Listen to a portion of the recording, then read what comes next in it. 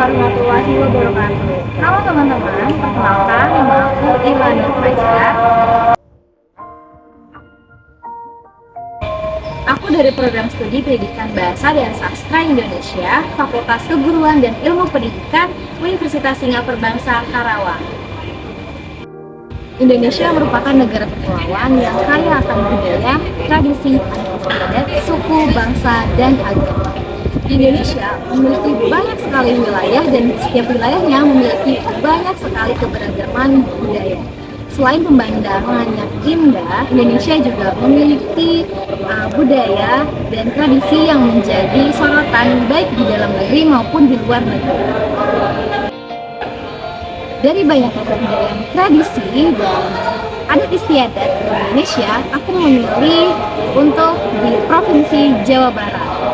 Di Provinsi Jawa Barat, aku tinggal di daerah Ciamis, dan di Ciamis masih banyak sekali kebudayaan dan adat istiadat yang masih dilestarikan oleh masyarakat.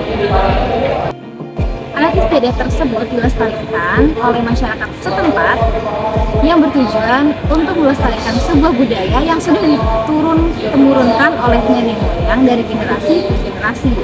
Dan pelaksanaan sebuah tradisi atau upacara adat tersebut tidak hanya sekedar pelaksanaan saja, tetapi di dalam pelaksanaannya terdapat makna, tujuan, manfaat, bahkan ada mitos-mitos yang masih dipercayai oleh warga sekitar, yang dimana mereka mempercayainya bahwa makna dan tujuan dari pelaksanaan itu akan membawa hal baik bagi keluarga, bagi lingkungan, maupun daerah.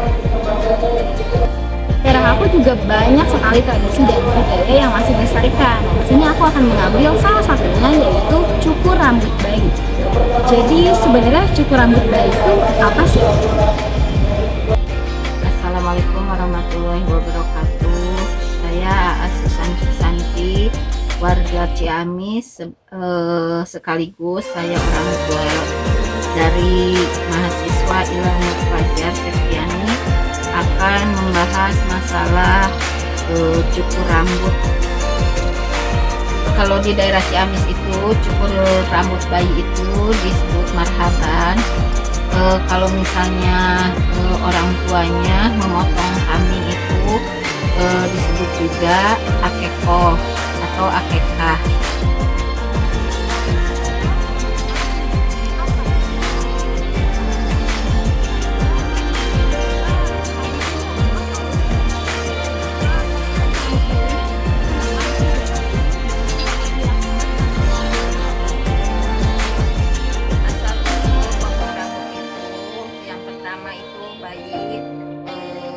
Lahir membawa rambut yang kotor, jadi diharuskan untuk dipotong.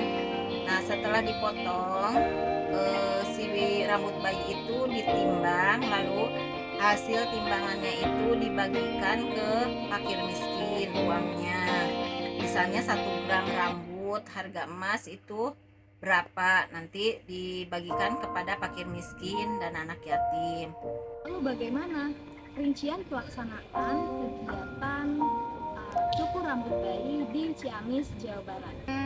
Rinciannya yang pertama tawasulan dulu, setelah itu marhaban. Setelah marhaban itu bayi dikelilingin 7 kali. Setelah 7 kali lalu bayi dipotong rambutnya dengan 7 orang. Yang pertama itu dari keluarganya dulu, lalu dari ibu-ibu yang hadir di pengajian itu. Setelah itu sambil membacakan doa untuk bayi, semoga bayi itu menjadi anak yang soleh dan solehah. Dari bagian-bagian pelaksanaan pasti ada yang namanya bahan dan alat yang mendukung pelaksanaan tradisi tersebut. Jadi apakah ada bahan-bahannya, dan dari setiap bahan-bahan atau alat yang digunakan itu apakah memiliki makna?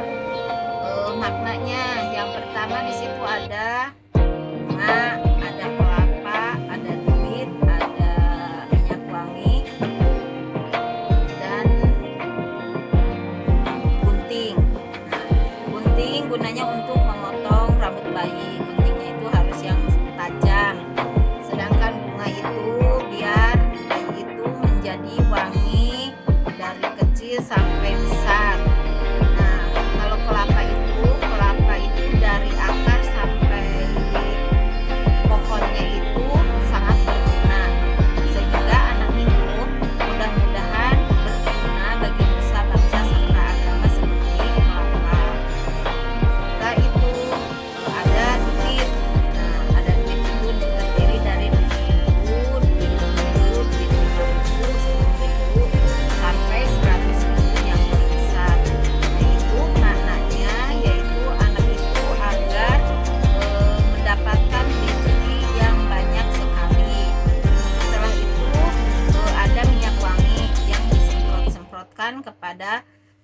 keluarga yang katanya yaitu kemudian itu wangi karena Rasulullah juga mencintai yang wangi. Tujuannya itu yaitu anak itu menjadi anak yang soleh soleha, doakan oleh para